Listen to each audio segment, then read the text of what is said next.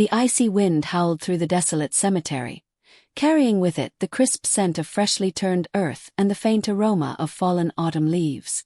The night was eerily still, the only sound being the rustling of the branches swaying above the countless gravestones. Standing before one of them, a towering marble headstone engraved with a name that haunted his soul, was Jacob Sterling, a man whose name was synonymous with unimaginable wealth and boundless power. But none of that mattered here. Not now. Not ever. His usually steady hands trembled as he reached out, placing a bouquet of pure white lilies atop the grave. His throat tightened painfully, his breath hitching in his chest. Exactly 5 years. 5 years since the day his entire world had been shattered beyond repair. The day fate had snatched away the one thing he could never replace. His only son, Ethan. Ethan had been his pride, his greatest joy, the one thing that made all the riches in the world feel insignificant. But fate had been merciless, cruel beyond reason. A drunk driver, careless and reckless, had stolen his boy's life in an instant, leaving Jacob drowning in an ocean of grief, guilt, and endless loneliness. For half a decade, he had done the only thing he knew how to do: bury himself in work, drown himself in responsibilities, and pretend the pain didn't exist. But no amount of business deals or luxury could fill the gaping void Ethan had left behind. As he stood there, lost in the crushing weight of his sorrow, a soft, barely audible sniffle cut through the silence. Jacob's furrowed brows snapped together as he turned, his sharp eyes scanning the darkness.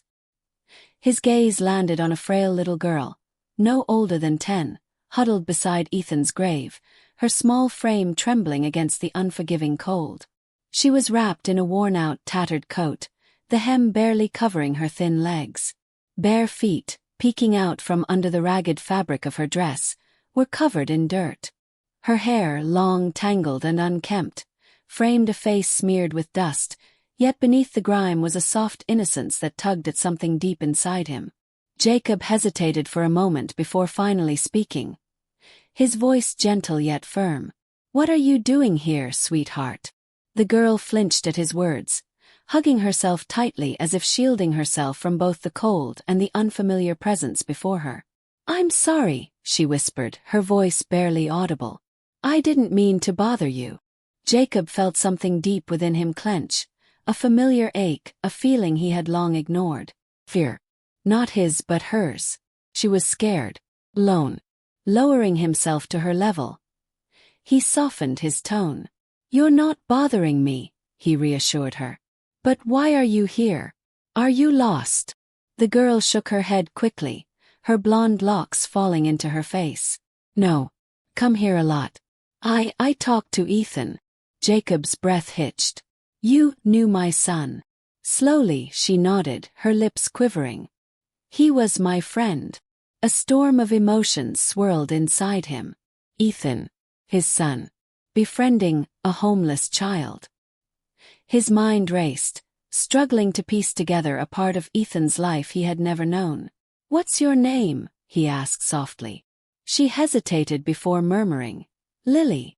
A shiver racked her small frame. Without thinking, Jacob shrugged off his expensive coat and draped it over her tiny shoulders. "Lily, how did you know Ethan?" She seemed hesitant, as if afraid to say too much. But then, after a long pause, she finally whispered, "He used to come to the park, near the school." She swallowed hard before continuing. "Sometimes he'd bring me food. Other times, he'd just sit and talk to me when no one else would." A tear slipped down her cheek.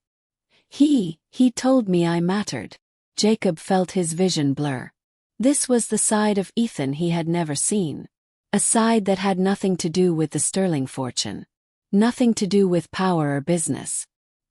His son had carried something far greater than wealth in his heart. Kindness. Compassion. A love for those who had nothing.